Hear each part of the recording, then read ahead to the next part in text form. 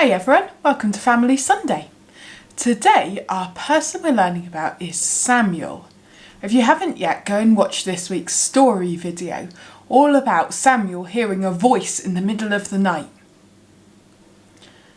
Gosh, poor Samuel kept being woken up in the night. Poor Eli kept being woken up in the night, and poor Samuel kept getting told to go back to bed, didn't he? But how do you think Eli felt at being woken up over and over again in the middle of the night? Some parents might be able to help with answering that question.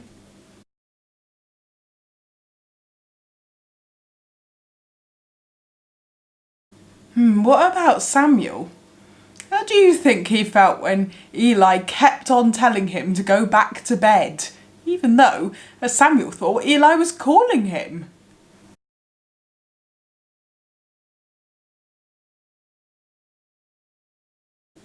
It took them a little while to realise what was going on, didn't it? Why do you think it took them so many times of God calling for them to realise what was happening?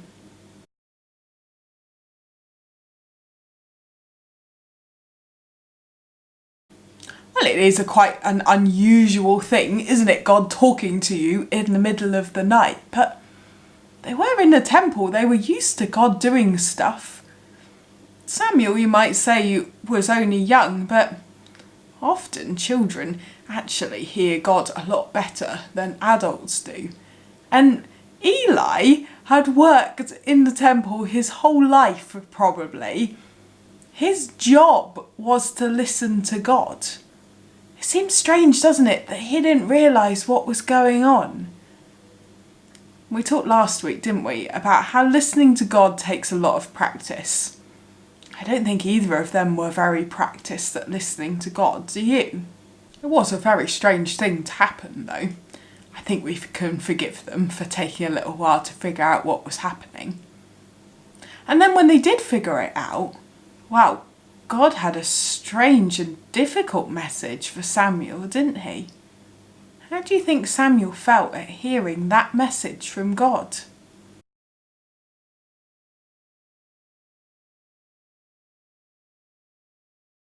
Gosh, can you imagine waking up in the morning having heard that message and then Eli asking you what the message was? How would you have felt if you had been Samuel? What do you think you would have done? You might find it helpful to imagine that God had given you that message about one of your parents. What do you think you would have done in the morning?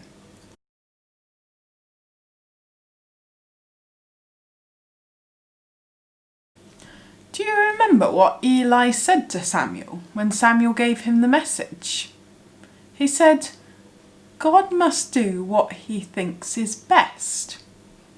What do you think of Eli's response? Do you think it's a good response or a bad response? What about his attitude? Does he have a good attitude or a bad attitude, do you think?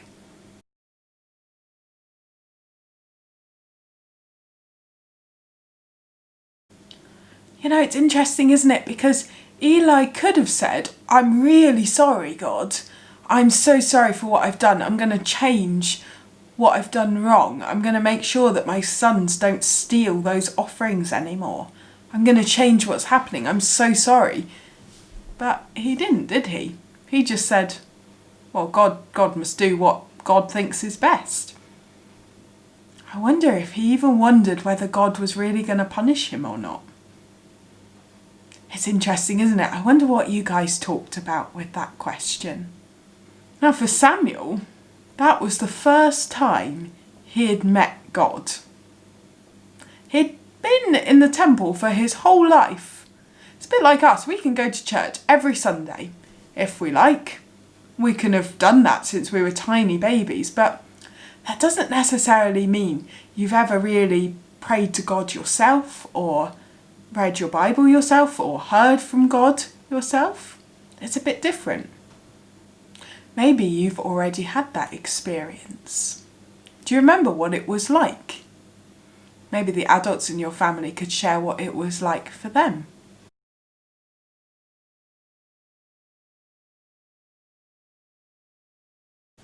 Not everyone will have had that experience yet though. That's okay. But remember that God is always there and he's always listening. And whenever you want to talk to him, he will listen. What about Samuel's first meeting? Do you think that made a difference to the rest of his life? I'll put some Bible verses up with this question. You can go and have a look at some of the other things Samuel did in his life if you like.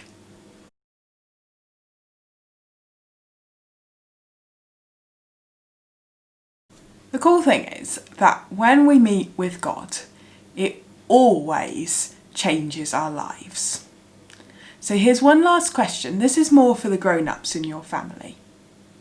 What would your life have been like if you'd never met God?